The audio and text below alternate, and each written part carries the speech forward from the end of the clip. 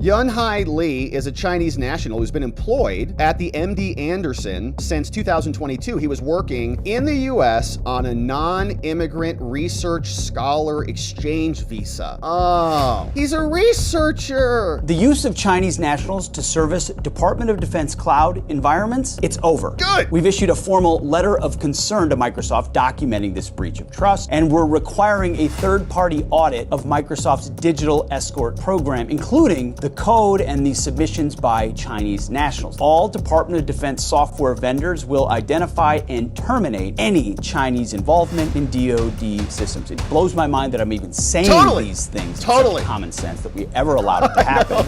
That's why we're attacking it so hard. A Chinese so-called student now arrested, charged with theft of trade secrets while over there in Texas. And this is being prosecuted at a local county level, not in federal court, which is a little bit different and interesting.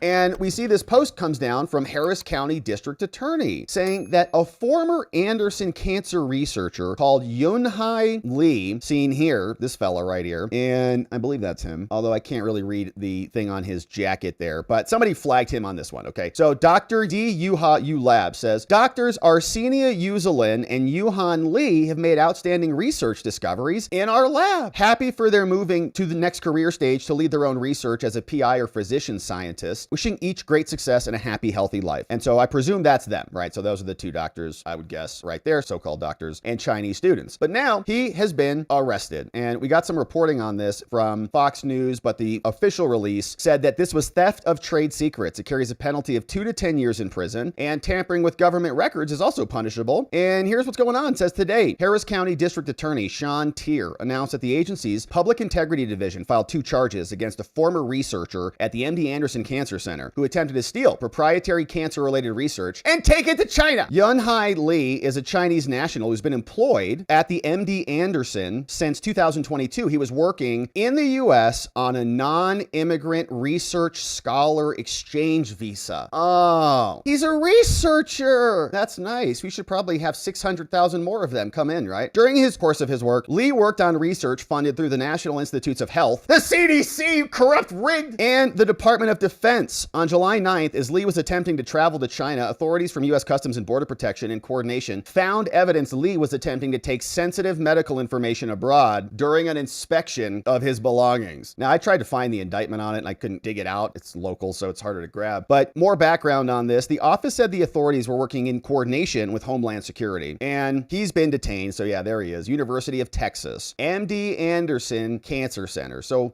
not exactly a student, kind of a student. He's working at a university and he's a researcher on an exchange visa program, but I'm not sure that he's actually like a, bona fide student. Maybe he was. The attorney's office said Li was staying in the US on a non-immigrant research scholar visa. And court documents viewed said that he uploaded sensitive data to his personal Google Drive account while working for MD Anderson. And when the institution found out about it and it confronted him, he deleted the files. And this is a pattern, man. We've covered multiple other cases of Chinese spies or somebody bringing in or taking out spores of fungi, fusarium, germanium, and growing weird, funky stuff that can really wreck crops and cause famine in America. However, the documents added that Li also uploaded data to a file hosting service based on a Chinese server right into President Xi's thumb drive. Isn't that nice? So on the storage drive, they found unpublished research data and articles that were trade secrets, data, writings, drawings, models. The station, citing court documents, also reported that he was receiving grant funding from China, the Natural Science Foundation of China, and was performing research for Chongqing Medical University before he went and got employed with MD Anderson. But he did not disclose the conflict of interest to U.S. employers. Of course not, because he's working for the Chinese. He says, I believe I have the right to possess and retain data. He said that in his sworn court documents, work as an agent in our country. Digital escorts. For nearly a decade, Microsoft has used Chinese coders, remotely supervised by U.S. contractors, to support sensitive DoD cloud systems. The program was designed to comply with contracting rules, but it exposed the department to unacceptable risk. I mean, if you're thinking America first and common sense, this doesn't pass either of those tests. So I initiated an immediate review of this vulnerability, and I want to report our initial findings. What do we got, Pete? So the use of Chinese nationals to service Department of Defense cloud environments, it's over. Good. We've issued a formal letter of concern to Microsoft documenting this breach of trust, and we're requiring a third-party audit of Microsoft Microsoft's digital escort program, including the code and the submissions by Chinese nationals. This audit will be free of charge for U.S. taxpayers. I'm also tasking the Department of Defense experts with a separate investigation of the digital escort program and the Chinese Microsoft employees that were involved in it. These investigations will help us determine the impact of this digital escort workaround. Did they put anything in the code that we didn't know about? We're going to find out. Additionally, all Department of Defense software vendors will identify and terminate any Chinese involvement in DoD systems. It blows my mind that I'm even saying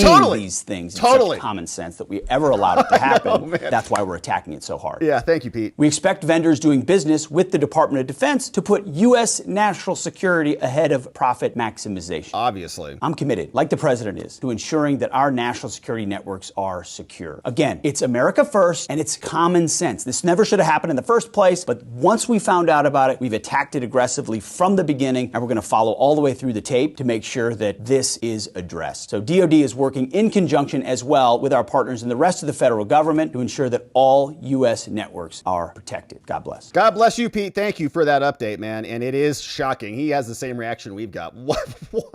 They're running our servers in China and we have all of our military stuff up there? That is ridiculous because our country was being stolen and hollowed out by criminals. Now, Wall Street Mav over on X posted this, and it's just a screenshot from a New York Times article, but it's curious. A couple articles says the Gates Foundation has now quietly cut ties with firms that are linked to Democrats, and they're not happy about this, right? The money floodgates are closing. America's largest charitable foundation has quietly ceased backing a nonprofit network closely associated with the Democratic Party and criticized conservatives in a symbolically significant blow to a powerful player in liberal politics. Gates Foundation late in June decided to halt making grants to nonprofits, also like the Arabella Advisors, and the decision has them free. Sparked some unease in the world of progressive philanthropy, and some nonprofits are already seeking to distance themselves from Arabella, which primarily supports health initiatives around the globe, whatever. So Trump also apparently met with Bill Gates over at the White House on Tuesday, and apparently it's like a 3-hour meeting or something. So who knows what they're talking about, but big shifts happening there. We no longer want Chinese spies invading our country or stealing our materials or running our military servers. And so we're happy to see Pete Hegseth and prosecutors stay on these cases.